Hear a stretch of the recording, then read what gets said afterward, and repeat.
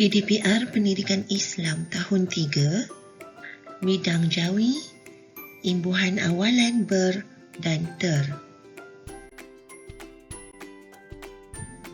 Tarikh 26 hari bulan 2 2021, hari Jumaat, masa 9 hingga 10 pagi, kelas 3 Sintik. Mari belajar bidang Jawi bersama Ustazah Nat. Objektif pembelajaran pada hari ini, di akhir pembelajaran nanti, murid dapat 1. Membaca teks ringkas dengan betul. 2. Mengenal pasti sekurang-kurangnya 5 perkataan imbuhan dengan betul. Anak-anak yang Ustazah sayangi sekalian, mari kita mulakan pembelajaran kita dengan mengenali apakah itu imbuhan. Anak-anak pernah dengar tak tentang imbuhan? Baiklah, Ustazah akan terangkan ya. Imbuhan ialah penambahan. Jadi hari ini kita akan belajar tentang penambahan di awal perkataan, iaitu imbuhan awalan ber. Baiklah anak-anak, imbuhan awalan ber boleh berubah menjadi 3 keadaan, iaitu 1. Imbuhan ber. 2. Boleh berubah menjadi ber. Dan 3. Boleh berubah menjadi bel. Anak-anak, kita lihat bagaimana imbuhan awalan ber. Baiklah, imbuhan ini digunakan apabila bertemu dengan kebanyakan kata dasar, ya anak-anak? Sebagai contoh, perkataan cakap ditambah imbuhan ber di awal kata dasar, iaitu cakap. Maka, perkataan imbuhan menjadi bercakap. Begitu juga dengan perkataan lari. Ditambah ber di hadapannya, menjadi berlari. Contoh lain ialah jalan. Kata dasarnya jalan ditambah imbuhan ber menjadi berjalan. Anak-anak, kita lihat keadaan kedua, iaitu imbuhan ber menjadi ber. Bagaimana ya? Apabila bertemu perkataan yang dimulai dengan huruf R, maka imbuhan yang ditambah hanyalah ber. Sebagai contoh, perkataan raja. Okey, raja ialah kata dasar yang bermula dengan huruf R. Maka ditambah ber di hadapan kata dasar tersebut menjadi beraja. Begitu juga contoh lain seperti rehat menjadi berehat dan runding menjadi berunding. Anak-anak, kita lihat keadaan ketiga pula. Keadaan ketiga terjadi apabila bertemu dengan perkataan ajar dan unjur.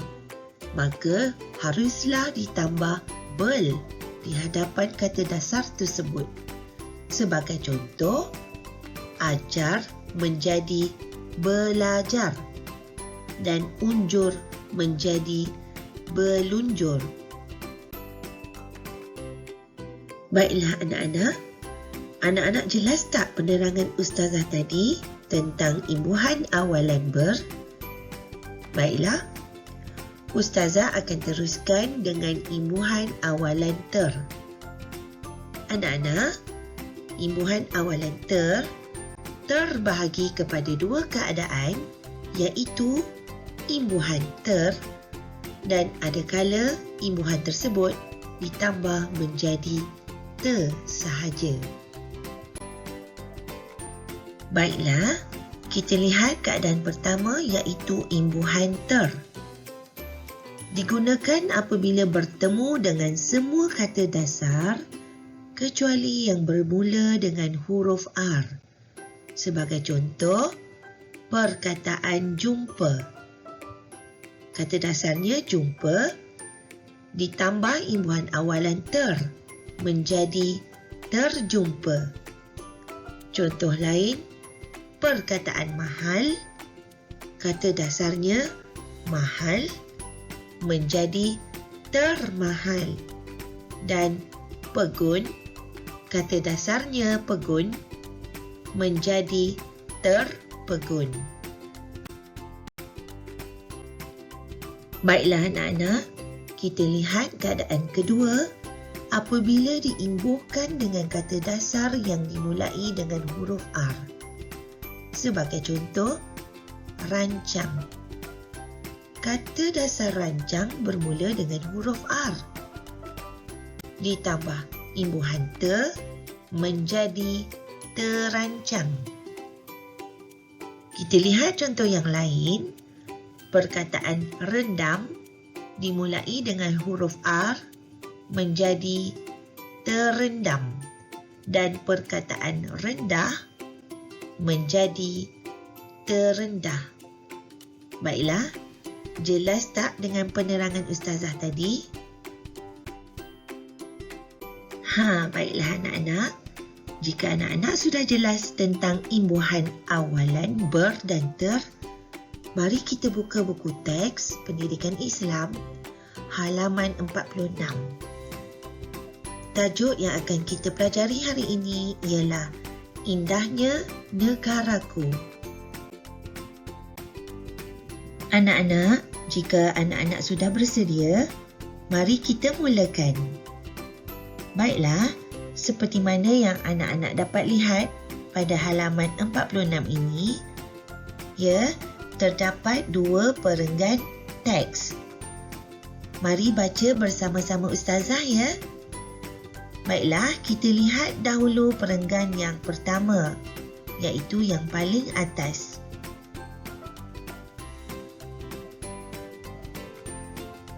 Pada minggu lepas, kami sekeluarga telah bercuti ke pantai timur.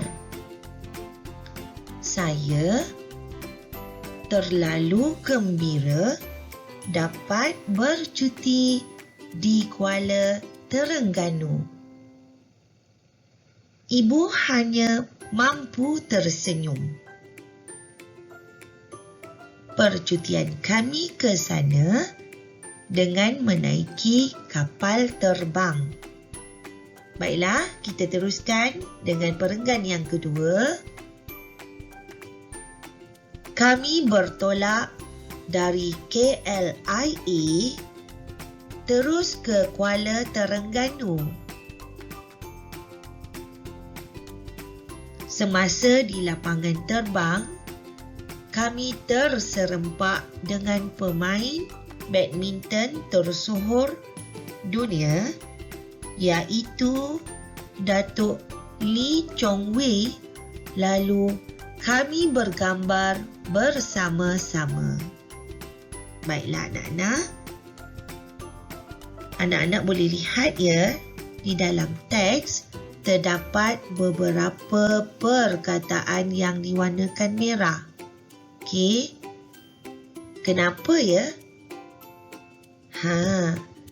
Perkataan-perkataan inilah yang mengandungi penambahan ataupun imbuhan. Anak-anak, mari kita lihat contoh yang pertama, iaitu bercuti. Kata dasarnya ialah cuti ditambah imbuhan awalan menjadi bercuti. Ingat ya anak-anak, imbuhan awalan anak-anak mesti tambah di hadapan kata dasar. Ya, di hadapan kata dasar. Seterusnya, perkataan senyum. Ya, perkataan senyum ialah kata dasar ditambah imbuhan awalan ter menjadi tersenyum. Tersenyum.